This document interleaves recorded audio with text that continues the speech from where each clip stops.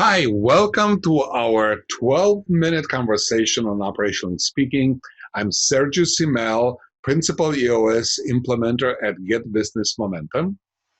And I'm Paul Marston, the CEO of Abenaki Carriers, and more precisely, I'm the integrator at my transportation company, which has been running on EOS, the Entrepreneur's Operating System, for the past several years now.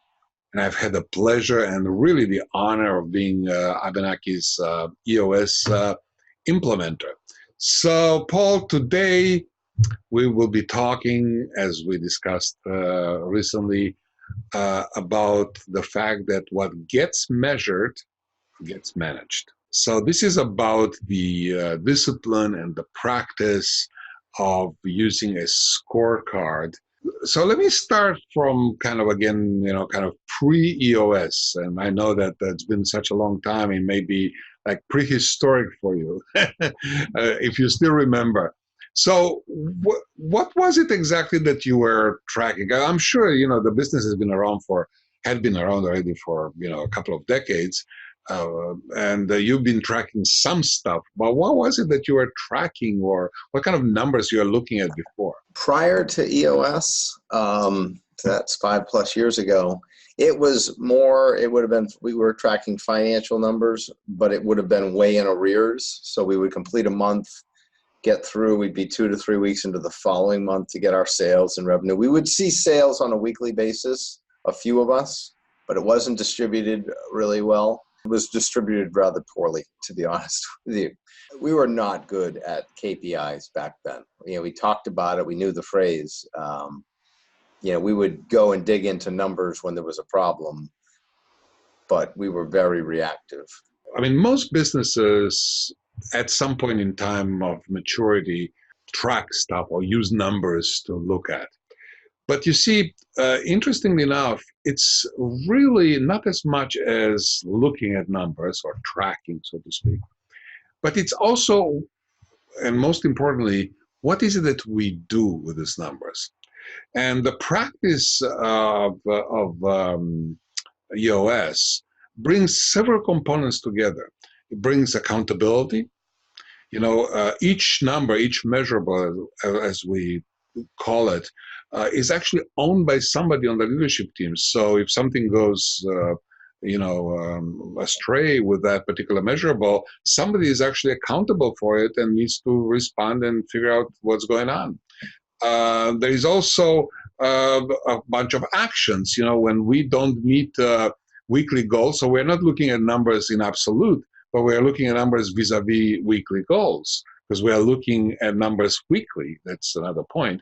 And when the weekly goals are not really met, we sometimes bring that down as an issue and use the technology that we use to address issues as a team and see what is that we need to do to bring that back on track. So it's not just about the numbers. And yet, there is really about the numbers. So one of the important things that EOS brings is a certain level of simplicity. But before I kind of illustrate that with a quick story, how many, at the leadership team level, how many measurables are you looking at currently? So how many measurables comprise your scorecard?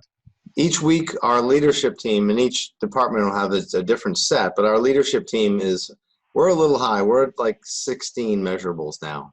So I think you and I need to do some help to bring that down a little bit. But some of our measurables, I want to defend myself. Some of our measurables, one of them is how many L10s were held in the organization. They're basically measurables. What's our to-do completion rate as a leadership team? So some of them are very helpful to the structure of EOS. But yes, we definitely have 3 or 4 too many.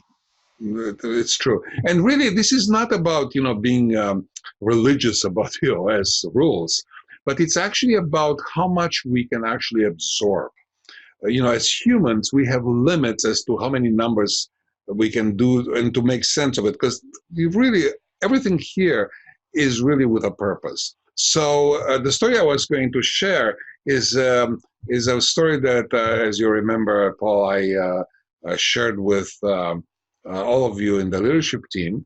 and I share this with every leadership team that I go through this process with, and it's the island story. So the metaphor here is that imagine that the leadership team members are all on vacation on an island. And the interesting thing about this island is that it has no Wi-Fi, no cell service, no communication, absolutely zero. Not even a satellite telephone is usable there, except for one thing. Once a week, a bird is given a sheet of paper from your company and flies over the water onto this island and drops that sheet of paper in the middle of the circle of all the members of the leadership team. And on that sheet of paper is a bunch of numbers. So you, as a leadership team, have to make a choice. Either you say to yourself, you know something, everything is fine. We can stick around here and enjoy this tropical island for another week. Or, oh my God, we need to go and save the company. So you all jump into the water and start swimming to the mainland. So that's basically it. You need to be able to make that choice based solely on these numbers. And that actually brings us to the point of what kind of numbers are we talking about. And you mentioned earlier that all the numbers before were kind of rearview mirror numbers. So one of the tricks here is to have measurables that are actually predictive in nature, that will tell us with some level of precision what the future would look like. So can you give us maybe a couple of examples of some of your measurables of the leadership team that you think are actually predictive in that sense? So one that's extreme, we measure on-time delivery in a couple of ways, and we measure the warning alarms in the tanks that we make deliveries at, and those warning alarms will appear before a service station actually runs out. So by managing the number of alarms versus the number of runouts, we start to get an indication of that where places we have to add resources in advance.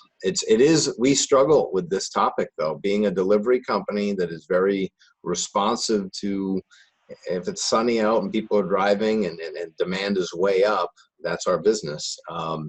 With that said, we also have KPIs to manage the paperwork process to make sure that our drivers are following the correct procedure in making the deliveries, because it's a procedure that we can get away with cutting corners on, and then we can't. And so we actually have a KPI involved in making sure the drivers follow a particular delivery procedure, so that, because we believe if you follow the procedure that we don't have mistakes. So that's another, when we find that people are not following the procedure, that's when we can take action. So that's been really helpful as well. Absolutely. So let me give you a couple of examples of my own practice. Obviously, I am a one-person practice or business, but I run it on EOS. So I have a scorecard the same way any business has a scorecard, whether it's a one-person or 120 persons, in your case, Paul, or I don't know, 5,000 people. So one, for example, measurable that I have is the number of free introductions to EOS that I provide to prospects, otherwise known as the 90-minute meeting.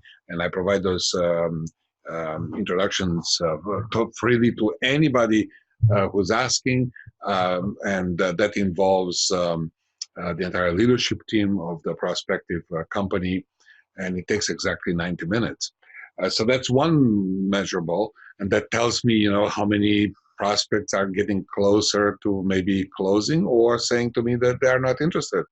Or a second measurable, for example, in the realm of marketing, is how many posts I put on social media like LinkedIn, so that I can share with people uh, pieces of experience about implementing EOS, pretty much like we are doing right now.